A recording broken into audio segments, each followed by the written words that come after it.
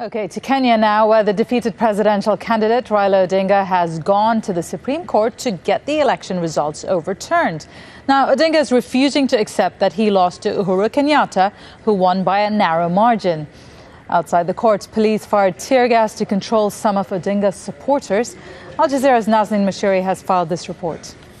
I'm here outside the Supreme Court, where just in the last few hours, the lawyers of Prime Minister Raila Odinga filed a petition. You can see there's supporters of the Prime Minister here out in large numbers. There's also a heavy security presence as well, with police guarding the Supreme Court. Just earlier in the day, the police used tear gas to disperse the crowd. Things have been pretty good-natured so far.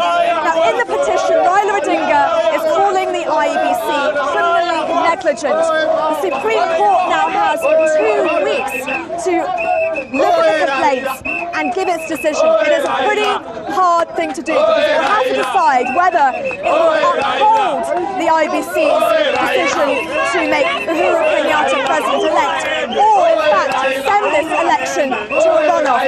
Raila Odinga came out to make a statement to the press outside his office, and he said he's not doing this because he wants to become president. I want to state once again that I'm not challenging the IEBC election outcome because I am determined to be declared president. There is no democratic goal higher than respecting the will of the people to decide whom they want to lead the nation. And barring mass violence, there is no crime higher than subverting the outcome of a presidential election. By filing the petition here at the Supreme Court, Raila Odinga has basically delayed what would have been the inauguration of Uhuru Kenyatta on the 26th of March to now the 16th of April. Now, Uhuru Kenyatta himself has been holding meetings with various presidential candidates, trying to build his own coalition within the government.